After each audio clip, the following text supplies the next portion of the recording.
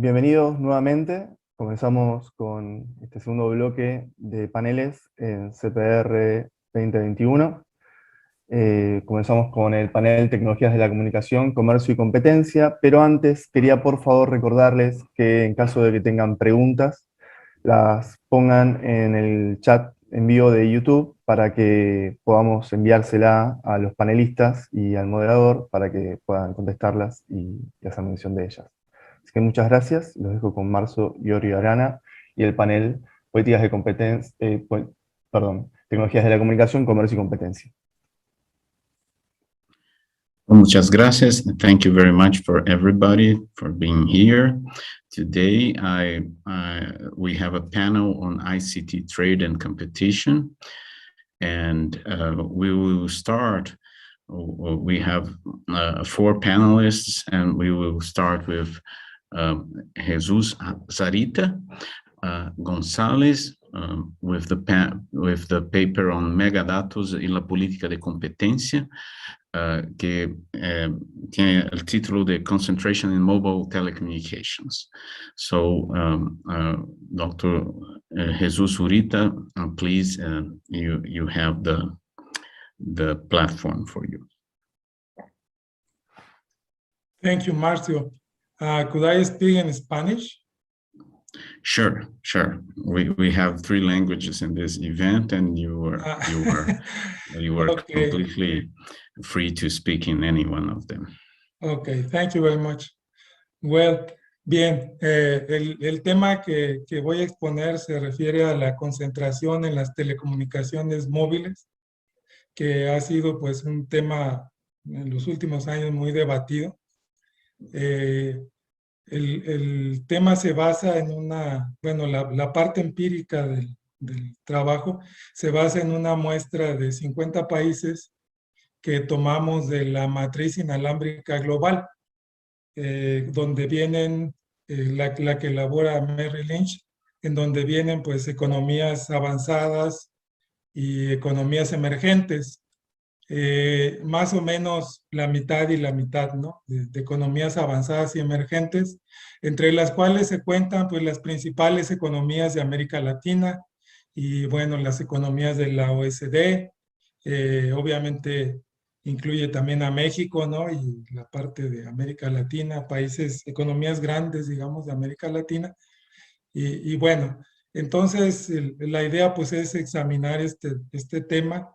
Déjenme tratar de compartir una pequeña presentación que traigo.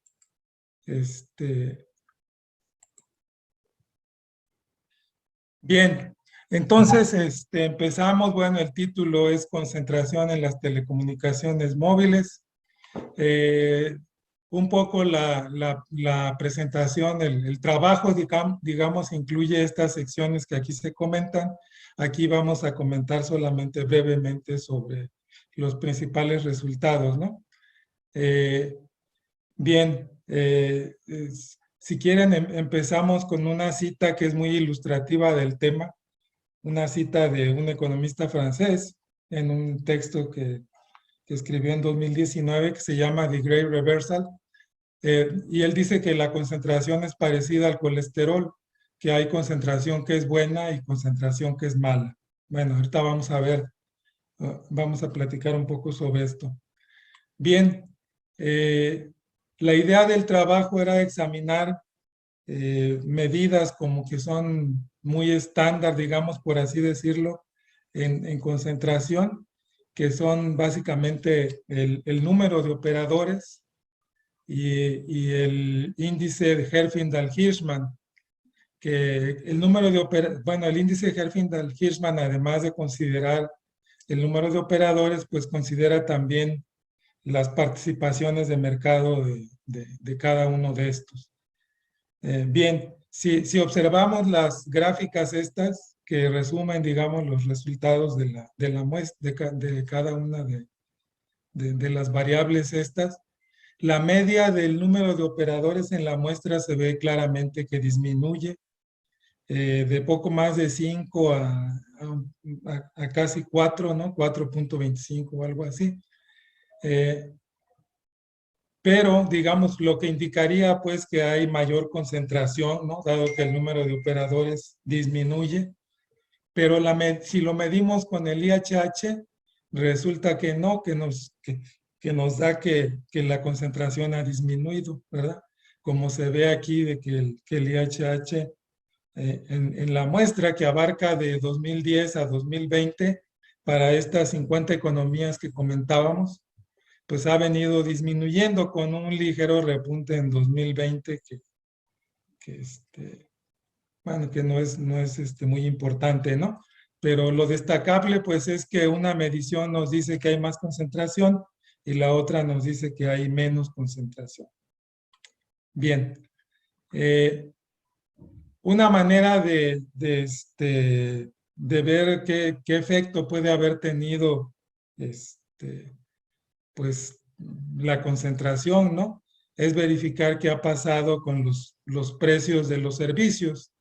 En este caso, pues, de una fuente que es del Consejo de Asesores Económicos del presidente de Estados Unidos, encontramos esta muestra que se refiere a algunas economías. Es una muestra que ellos tenían, que no tiene un criterio explícito de haberla tomado, más que el hecho de que pues, eran los países de los que podían obtener información. Y yo agregué a México aquí en esta lista, ¿no? Del cual sí tenemos, pues, datos, ¿verdad? Y era el país que queríamos comparar. Entonces, bueno, aquí se observa lo que le ha ocurrido a los precios reales de la telefonía móvil y vemos cómo prácticamente en todos los casos, si hacemos 100 el índice de precios reales de la telefonía móvil en 2013, simplemente para poder comparar en una gráfica como la que está aquí a la derecha, para hacerlos comparables, podemos observar que pues prácticamente en todos los países ha habido una reducción, excepto en China, digamos notoriamente, ¿no? Donde ha habido un pequeño aumento. México, por ejemplo, pues se encuentra por debajo del promedio de la muestra, es decir, se ha reducido más el precio real que en la muestra esta, a 48.6 de ser 100 en 2013. Y el promedio de la muestra pues es 63.2. Aquí a la derecha pues podemos observar otro indicador, digamos, del precio, ¿no? De los servicios en las telecomunicaciones móviles, en donde México es la línea esta negra que se observa, es decir, que registra la mayor disminución, y luego la línea azul es el promedio de las 50 economías de la muestra que tomamos, la línea roja es la de las economías avanzadas y la verde es de las economías emergentes. Entonces, bueno, se observa que ha habido una disminución de todas formas, tanto en economías avanzadas como emergentes, así como obviamente también en el caso de México, ¿no? Bueno, también elaboramos un modelo econométrico para tratar de detectar el impacto digamos, del ARPU, que sería una variable de precio, ¿no? Sobre el IHH y el número de suscriptores. Las regresiones del número de suscriptores, pues no resultaron, las variables no resultaron significativas, ¿no? Pero en el caso del IHH, sí es el caso. Y pues tratamos de identificar un efecto causal, aunque sabemos que es muy difícil, ¿no? Porque pues hay muchas variables que entran en juego, pero tratamos de incluir variables de control que son importantes, como el PIB per cápita, la penetración en la telefonía móvil y el CAPEX por suscriptor como una proxy de la inversión, así como dos variables DOMIS, una para la recuperación de la crisis financiera y la otra para la pandemia. Observamos que tanto el IHH de suscriptores, o mejor dicho, que el ARPU tiene un efecto pues positivo sobre el IHH, ¿no? digamos o mejor dicho, que se correlacionan positivamente, ¿no? Y que, pues la correlación es estadísticamente significativa, que a mayor IHH, mayor ARPU, lo que beneficia a las empresas con mayor participación de mercado. Las variables de control, a su vez, pues tienen los signos que se podrían esperar, ¿no? A mayor PIB per cápita, inversión, mayor ARPU, y a mayor penetración, menor ARPU. Aquí, perdón, hay un error en la variable dependiente y la variable, no, perdón, no, está bien. El IHH es la variable dependiente y el ARPU es la variable explicativa, ¿verdad? Considerando estas variables de control. También, para ver el caso particular de México, pues hicimos un ejercicio econométrico en donde se considera el precio real contrafactual en telecomunicación, bueno, en la telefonía móvil en este caso, versus el precio realizado, lo que ha ocurrido a partir de la reforma de telecomunicaciones de México en 2013. Y se observa que desde el inicio, ¿verdad? El precio, digamos, si no hubiera habido reforma, ¿verdad? Está siempre por encima del precio con reforma, ¿no? Entonces, podemos decir, pues, que ha habido un efecto positivo de la reforma, que la intervención ha sido del Instituto Federal de Telecomunicaciones, ha sido importante para la disminución del precio en las telecomunicaciones móviles, ¿no? Esta comparación es sobre el precio real. El precio real lo tomamos como el índice nominal de precios en las telecomunicaciones móviles, dividido entre el índice nacional de precios al consumidor.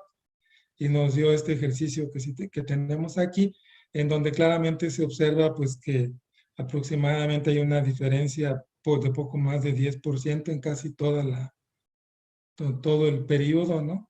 Entre uno y otro precio, lo que refleja que ha habido pues un importante beneficio para los consumidores. Bien, ya para terminar, pues recopilando muy rápidamente los resultados, ¿no? Obviamente en el trabajo pues más completo viene mejor argumentado todo esto, ¿no? Pero sí la distinción entre cómo se comporta el número de operadores y el IHH es importante de recalcar, ¿no? Que tienen un comportamiento, digamos, distinto, ¿no? Uno parece reflejar mayor concentración, que es el que continuamente se menciona, ¿no? Que ha disminuido el número de operadores, pero cuando uno observa el IHH de suscriptores, pues se da cuenta que ha disminuido, lo que iría, pues digamos, iría contrario a esta idea de que ha aumentado la concentración. En todo caso, pues los precios han disminuido y ese es un efecto positivo, ¿no? Pues en caso de que hubiera aumentado la concentración, pues diríamos que también ha tenido un efecto importante en la eficiencia, porque si no, no se reflejaría en los precios, ¿no? Y lo otro es que pues, la política regulatoria de competencia debe estar, pues, o vigilar, mejor dicho, estrechamente que no se realicen prácticas anticompetitivas y que las fusiones y adquisiciones de verdad muestren ganancias de eficiencia para permitirlas, suficientemente importantes que contrarresten posibles efectos negativos en la competencia. Pero también pues debe estar abierta esta política regulatoria de competencia a que la concentración puede estar asociada a mayor eficiencia y beneficios para los consumidores. Ahí yo dejaría mi participación. Muchas gracias a todos. Muchísimas gracias, Jesús Zurita.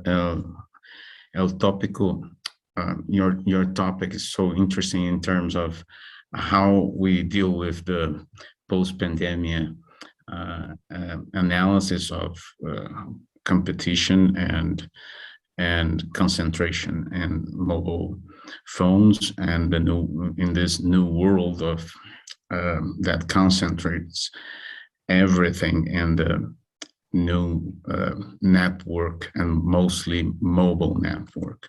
So we have another presenter with a connected topic on competition and investment and mobile services. So I would like to ask Sayuri Koike to present the next panel, next paper, please. Thank you, Mauricio. Good afternoon, good morning. I speak in Spanish. I will present, les presentaré, en un momento les comparto la pantalla.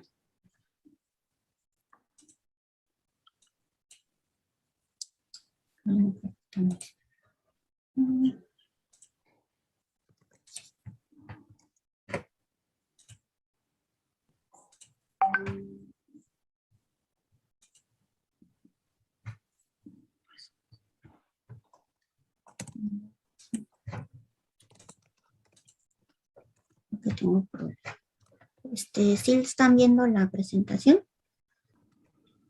Yes, sí. Bueno, la presentación se desarrollará de la siguiente forma. Primero les presentaré el objetivo, la revisión de literatura. Sayuri, could you please use the whole screen mode? Yes, thank you.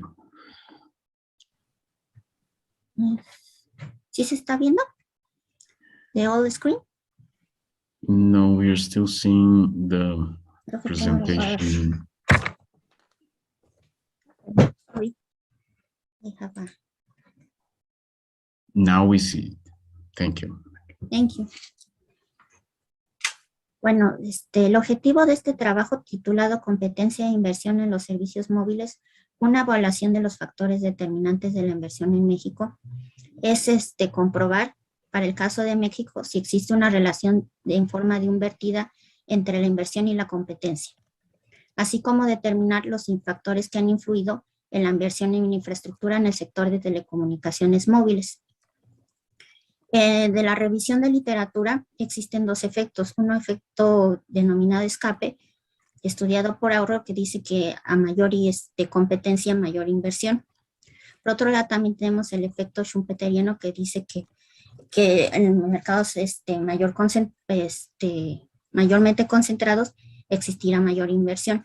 En este sentido, los trabajos empíricos han encontrado por ejemplo, Kahn y Lesage han encontrado una relación positiva entre la inversión y la concentración de mercado.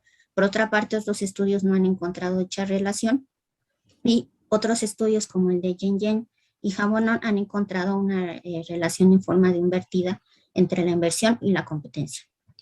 Por otro lado, también se han encontrado efectos diversos en cuanto a si el operador es estatal o si el operador es privado, siendo que cuando el operador es estatal se observa una relación positiva, mientras que si el operador es privado se observa una relación negativa. Por otro lado, también se ha encontrado que también difiere el efecto según la estructura de mercado, si es simétrica o asimétrica, siendo que en una competencia asimétrica encuentran un efecto positivo, mientras que en una competencia simétrica encuentran un efecto negativo. Ahora bien, para nosotros determinar o comprobar si existe una relación positiva, bueno, una relación en forma de U entre la inversión y la competencia, nosotros estimamos un modelo econométrico tipo panel. A nivel operador, donde tenemos los tres operadores más grandes, que es América Móvil, Telefónica y AT&T, para el periodo 2005 a 2020. Como proxy de la inversión utilizamos el gasto en capital, o por sus siglas en inglés CAPEX, el cual está en logaritmos. También introdujimos variables de competencia, variables de, ¿cómo se dice?, relacionadas con las características del mercado, y otras variables relacionadas con la inversión. Se estimó un modelo de efectos fijos y efectos temporales. Las variables que utilizamos fueron, como ya lo dije, el logaritmo del CAPEX, el logaritmo de los derechos, que es el pago que hacen anualmente los operadores móviles, así como el logaritmo de los derechos al cuadrado. Como proxy de la competencia usamos el valor de la participación de mercado en términos de conexiones. Igualmente, para ver si había este efecto no lineal, introdujimos la participación de mercado al cuadrado. Otras variables que introdujimos fue el logaritmo del ARPU, el porcentaje de conexiones móviles de 3G, esto con el objetivo de ver el cambio tecnológico, cómo impacta la inversión. El espectro por suscriptor, también como una variable de eficiencia, o sea, entre menos espectro por suscriptor, más eficiente es el operador. Otras variables de mercado que se introdujeron como control fueron el porcentaje de población urbana, el ingreso per cápita, el PIB per cápita, el total de mercado. Adicionalmente, también incluimos una variable dicotómica que construimos como los años que hubo una licitación en México y la cantidad de espectro que se licitó en ese año. Los resultados que obtuvimos son los siguientes. Vemos que los derechos tienen un efecto positivo y significativo sobre la inversión. Sin embargo, si los derechos resultan ser bastante elevados, este efecto positivo ya se vuelve negativo. En lo que respecta al ARPU, también obtuvimos un efecto positivo. También en el caso de las conexiones móviles de 3G encontramos un efecto negativo. Esto se debe a que al principio, cuando se introduce una nueva tecnología, la mayor inversión se realiza en el inicio de esta introducción de nuevas tecnologías. Por otro lado, conforme aumenta la capacidad, pues ya la inversión requerida para aumentar la capacidad resulta cada vez menor. En este sentido, encontramos este signo negativo. Por otro lado, también encontramos que entre menor, se supone que si este es mayor, menos eficiente es el operador. Entonces, esto significa que entre más eficiente sea el operador, mayor inversión se hará. Es decir, este coeficiente para que sea más eficiente tiene que ser un coeficiente menor. Respecto a la variable licitado, encontramos que el efecto es positivo y significativo, es decir, las licitaciones promueven la inversión y entre mayor cantidad también de espectro licitado, pues este coeficiente es mayor. Por último, es de señalar que los coeficientes se mantienen aun cuando introduzcamos diferentes características de mercado o variables de control, como fue la población urbana, el ingreso per cápita, el total de mercado y el PIB per cápita. En cada uno también se observa que los coeficientes tienen los signos esperados, es decir, aumentan la inversión. Y por último, pues ya concluyendo, nuestros resultados indican que sí encontramos una relación en forma de U entre la inversión y la concentración de mercado. El valor de la participación de mercado que maximiza la inversión es 48.6. Por otro lado, encontramos que por cada 1% adicional en la participación de mercado, la inversión aumentará en 20.15%. Sin embargo, este aumento, debido al efecto no lineal en la participación del mercado, será cada vez menor, llegando a un punto en que cuando está muy concentrado el mercado, que es esta parte, tendremos un efecto sobre la inversión negativo. Muchas gracias y espero.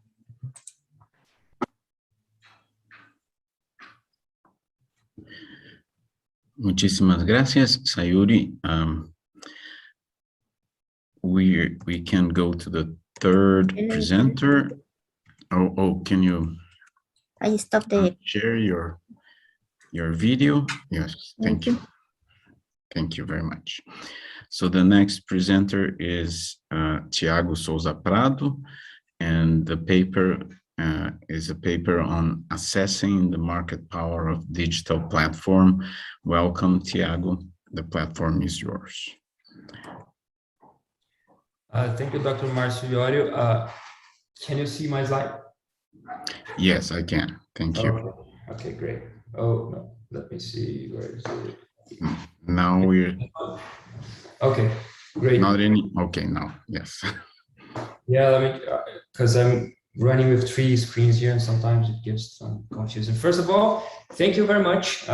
It's a pleasure to be here to present, at least online. I would like to be in Mexico City last year without pandemic to to be in the CPR Latam with all of you and meet all of you in person. But as we can't, for obvious reasons, I will be presenting now really brief. Actually, it is a research agenda that I already have this paper, but some papers are coming on the discussion of how to assess market power on digital platforms. And just to give a hint or a short introduction, just remembering those that are not like familiar with digital platform, we are talking about, like, I'm talking about like social media platforms or e-commerce platforms or search engines and like Google, Facebook, TikTok, and etc. Yeah, so this is a mainstream platform business model where we have a platform in the middle that serves users with digital content and services like Facebook, Instagram, WhatsApp, Google search, for example. And how the users pay for that.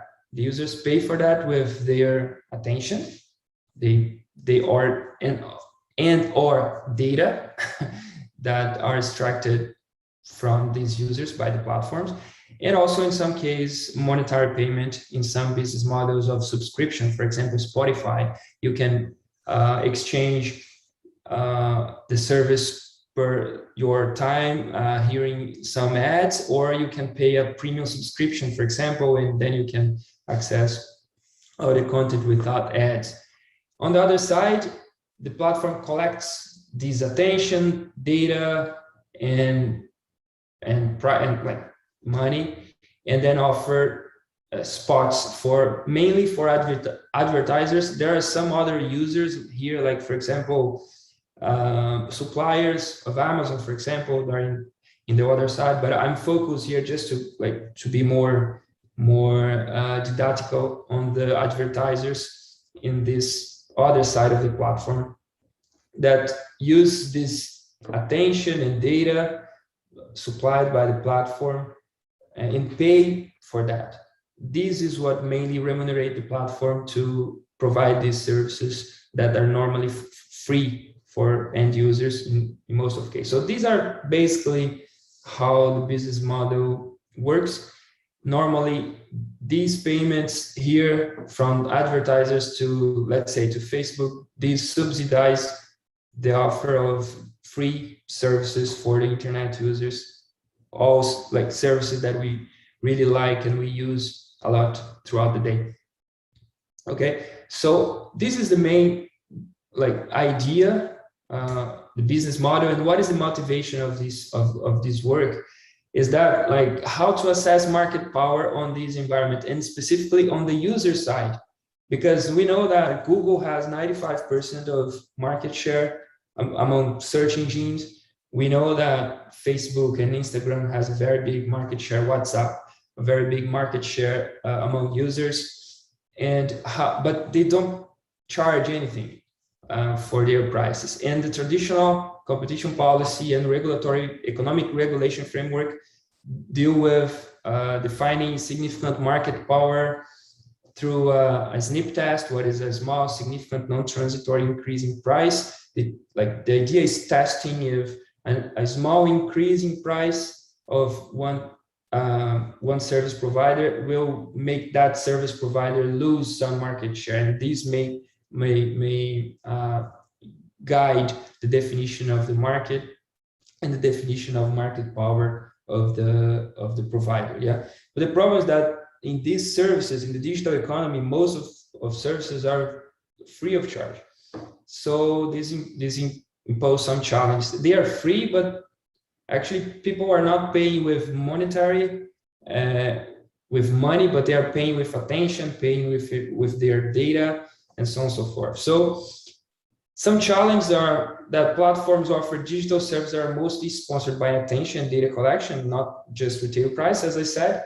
And the other thing is that the platforms are in many different, let's say, retail markets. So Google does not just offer search, but also webmail, web browsing, cloud computing. You have a huge ecosystem of services being provided by those, like the main digital platforms. And in each one, they collect information. In each one, they collect attention of users. And so the traditional significant market power framework is market specific.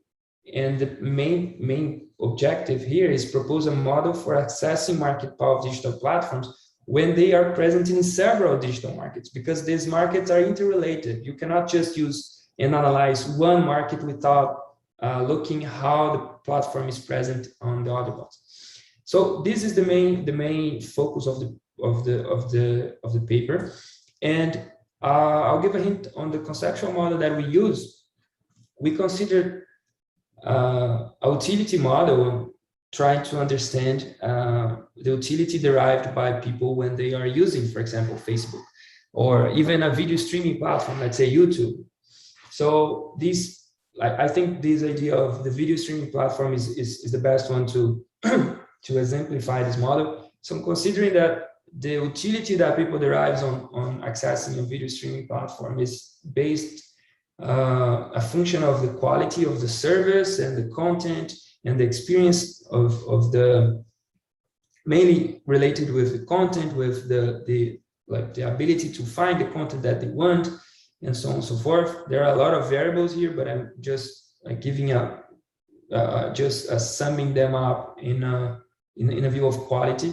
But there are some source of these utilities I already identified in the literature, and the main three are the time that people has to spend watching the ads, because you don't use YouTube to watch the ads that you have to watch before you see your video, you watch your video, or even you don't access Facebook to watch the advertisement that appears on your feed. And so this is a source of this utility. Also data extraction and price in some cases. Some platforms charge prices. And the main point here that we make is that the nuisance cost, or in other words, the level of discomfort or disutility created by the level of ads or data extraction or the price charged by the platform is actually not, it's actually a function of how big is the platform, how the platform is present in other markets. Because if it is a new platform providing search engine, maybe if you have too much ads there, you just drop and go to another one. But if it is Google, or it is in ads, actually in social media, it is Facebook, you have so many other services that you are using from that platform that this makes you more tied with that platform, and your nuisance cost is lower. So I'm modeling these coefficients, alpha, beta, and gamma of these utilities as a function of the size of the platform. So the bigger the platform, the lower your nuisance cost. So you will see that this implies that bigger platforms present in many markets can include more ads or charge more for their services, even when they don't have the best services, comparing with another, like an interim platform. And with from this utility model, we can use a discrete choice demand model, and I will not dive these because I just have more 2 minutes, but we can derive using the learner index, we can derive on price elasticities, on time on ads elasticities, and also elasticities related to the level of data extraction. And we see that these are a function of the market share of the platform inside the market that we are analyzing, but also the market shares in other markets, as I just mentioned. And what is the implication of that? This is an example. For example, for considering a platform with market share in a market M, let's say, sorry, video streaming. If the platform is just, if it has a 55% market share, but the platform is not present in no other platform, in no other markets, the market power of this platform will be this level, considering that formula here. But if the platform is present in other markets, the same level of market share, we can derive, like the platform derives a higher market power. It means that a platform with less market share here, but present in 3 markets, will have this level of market power, while a platform single market, but with more market share, will have a smaller market power. The same thing with, this is the dimension on how many markets the platform is. And then we have an effect of how big the platform is in these other markets. These also have an impact on the market power in the same way. And the conclusion is that these mechanisms shows that multi-market platforms that are present not just in one user-side market, but in many of them, they can leverage their dominant position across markets. That's somehow explain why a platform, let's say, we had Facebook. Facebook has a lot of market power, a lot of market share, sorry, in social media, and then Facebook launched a new product, let's say Reels. It's a new feature launched by Facebook. It acquires market share really fast because of the market shares that this platform has in social media. If it was just a new company launching Reels, it will have much more hardship to get that level of users and market share. And so adopting pro-competitive remedies in a single market that it is traditional, it's somehow limited because the platform benefits from their presence in other markets to leverage their market shares and having market power in each one.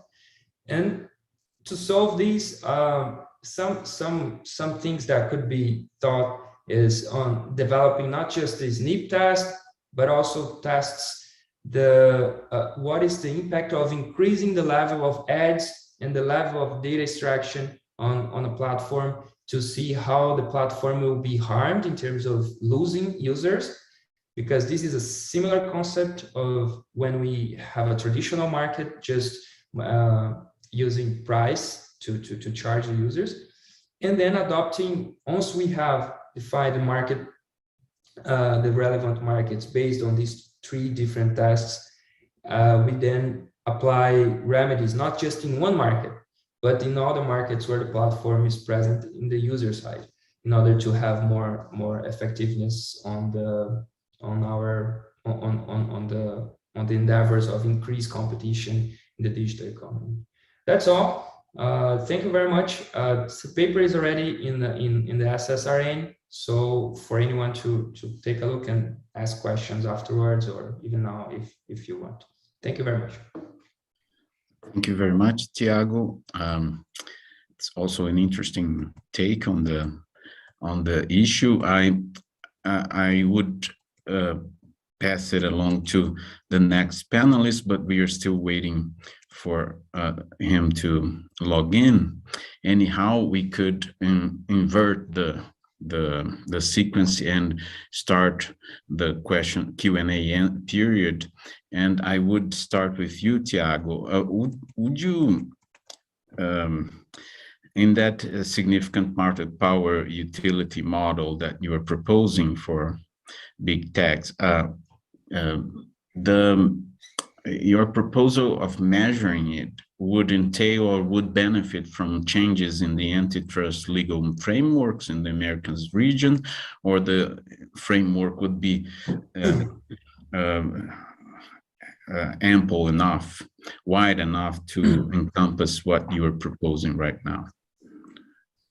I would say that like new tools could be incorporated to the current antitrust policy tools, because as I said, mainly what we have is that like SNP test to have a sense on how the price increase will harm the current monopolists or the current oligopolists, or even those with high market share.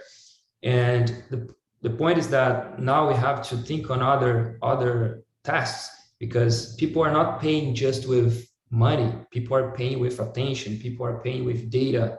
And so if we just thinking on among us, if Facebook decides to collect more data that they are collecting, or even adding more advertisement on their platforms, how many users they will lose. For example, if they decide to include ads on WhatsApp, they will lose users to Instagram, for example, or not. So this is like tests that could be, tools that could be developed and used, as well as the SNP test for the cases where the business model includes some price charge. This is one point. The other point is the design of remedies. So how to design the remedies? For example, if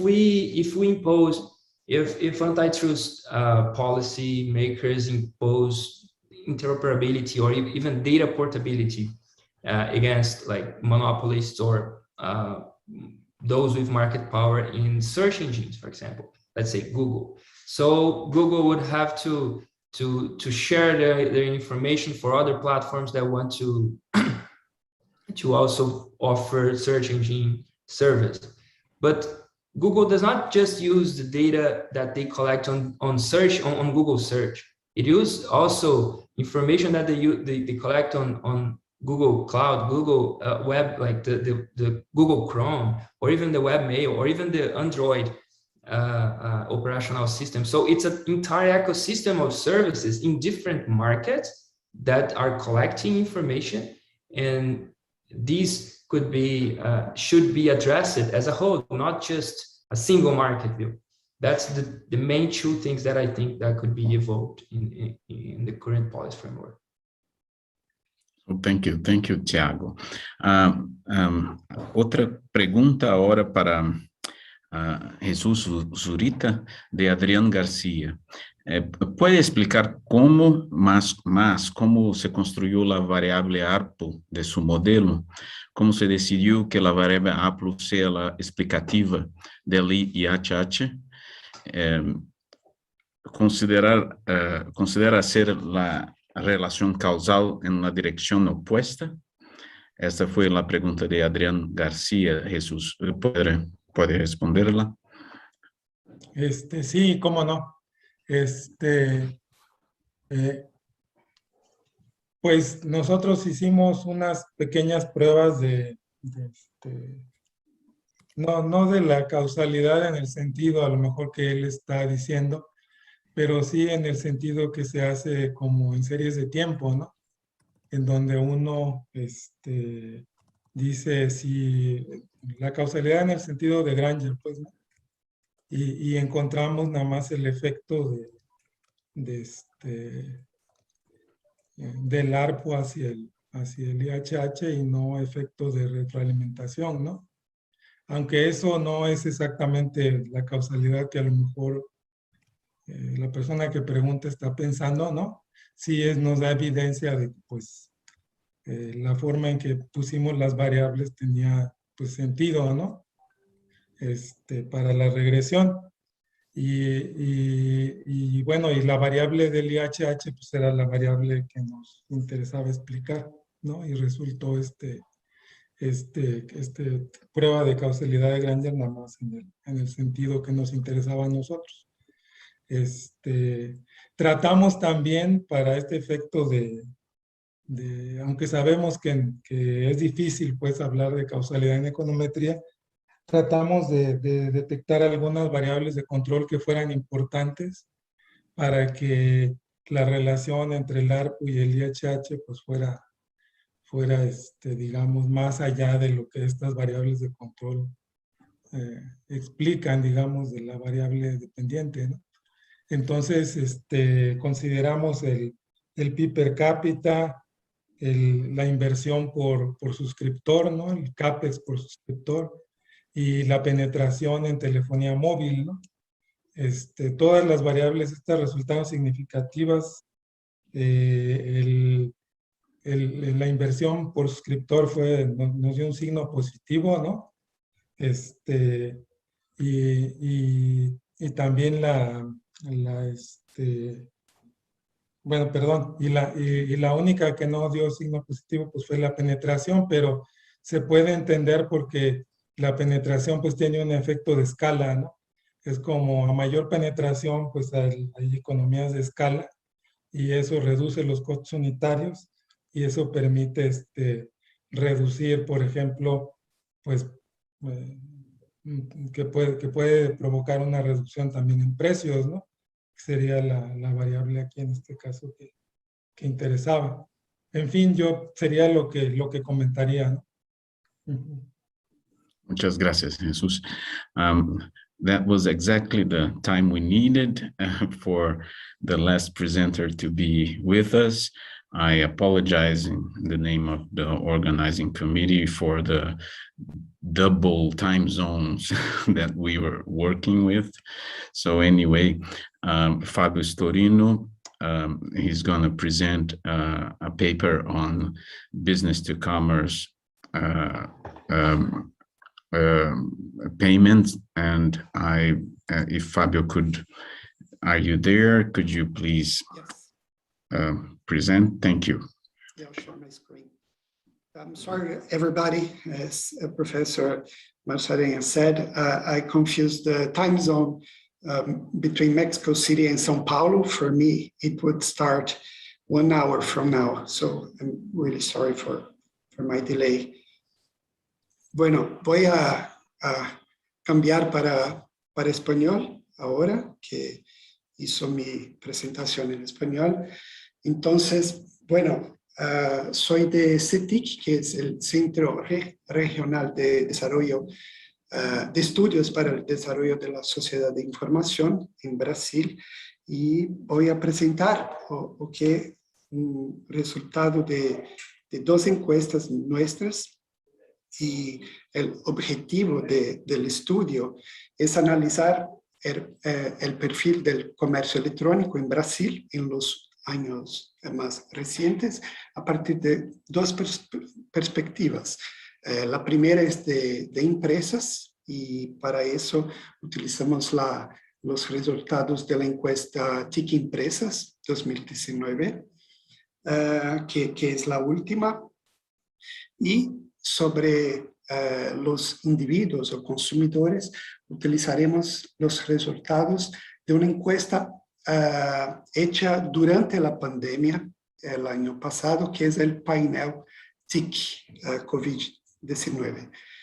Y bueno, hay algunas preguntas que intentaremos responder, que son cómo las TIC han afectado los negocios de pequeñas empresas, empresas con entre 10 y 49 empleados, en qué estas empresas o el comercio electrónico de estas empresas se diferenció de las empresas más grandes, y por último, cuáles las barreras para el crecimiento del comercio electrónico en ese segmento. Entonces voy a presentar solamente algunos datos para podermos discutir un poco si tuviéramos tiempo. Y el primer indicador es la venta a través de Internet por tipo de canal en que se realizó la venta. Entonces, en 2019, el 57% de las empresas vendieron a través de Internet. Y esto marca un cambio muy grande en relación a los años anteriores de la encuesta, que en 2015, 2017 era alrededor de 20%, y cuando empezamos a preguntar por cuál canal se hizo la venta, las respuestas que sí, de facto, en realidad vendemos por Internet, creció enormemente. Entonces, pasó para el 57%. Aquí tengo un poco de problema con mi animación, pero en cuanto la venta por el sitio de la empresa es mucho más grande entre las empresas las empresas más grandes que tienen website en proporción mucho más grande. Venta en las redes sociales es un poquito parecido entre los diferentes tamaños de empresa, pero hay una diferencia muy grande de la venta por intermedio de aplicativos de mensajería instantánea. Entonces, en cuanto las grandes empresas, 45% de las que vendieron por Internet lo hicieron por mensajería instantánea, entre las pequeñas empresas es una herramienta muy importante para hacer las ventas a los consumidores. Otro dato que es por forma de pago. Entonces, entre las empresas más grandes hay una proporción más grande de ventas de pagos por débito online o por transferencia entre bancos o por boleto de pago bancario. En cuanto en las empresas más pequeñas, una importante forma de pago es el pago contra entrega, pago a la entrega de los productos. Entonces, es el comercio local que el pedido se hace por WhatsApp o la mensaje de Facebook, Messenger o Telegram, y el pago se hace así que el producto llega a la casa de los consumidores. Ahora yo voy a presentar algunos datos desde los consumidores. Entonces, este es un resultado del panel TIC COVID-19, que es hecho con cerca de 2.600 respondentes, personas físicas, usuarios de Internet con 16 años o más, y sobre la compra de productos o servicios durante Internet. Desde el inicio de la pandemia, esta encuesta fue hecha en julio del año pasado. Entonces, desde el inicio de la pandemia, el 66% de los usuarios habían comprado en línea. Este fue un resultado mucho más grande que en la encuesta pasada, que comprendía todo el año de 2019. Entonces, vemos que hubo un crecimiento de 44% según la TIC Hogares 2018. Esto creció para 66% de los consumidores.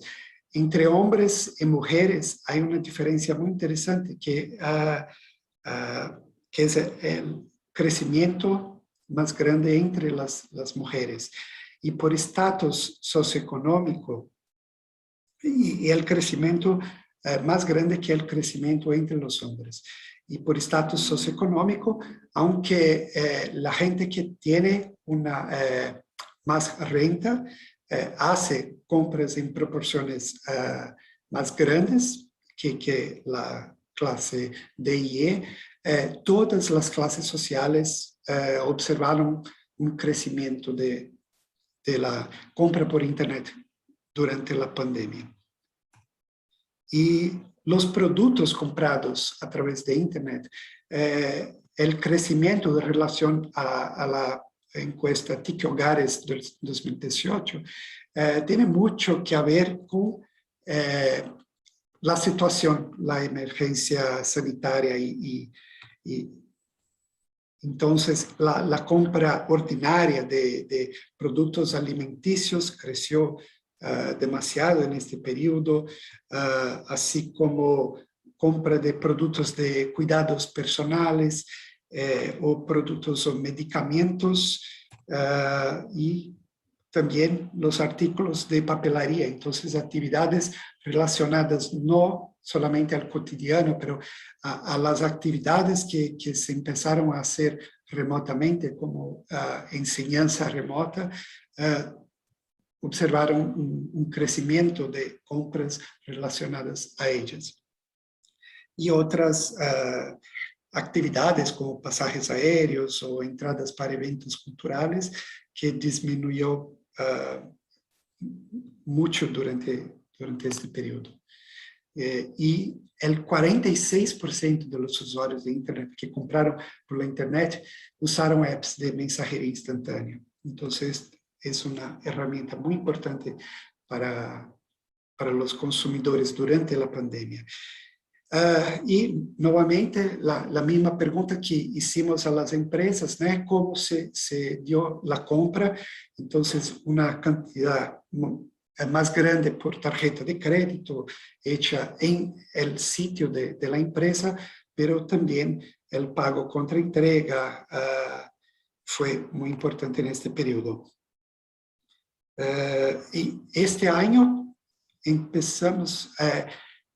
pasamos a incluir la modalidad Pix, que es una herramienta de pago online intermediada por el Banco Central de Brasil. Es algo que empezó a fines de 2020, entonces no fue posible preguntar en 2020, pero en 2001 empezamos a preguntar sobre el Pix. Y Pix, cualquier banco, cualquier entidad que puede hacer transacciones financieras, no solamente bancos, pero Google Checkout o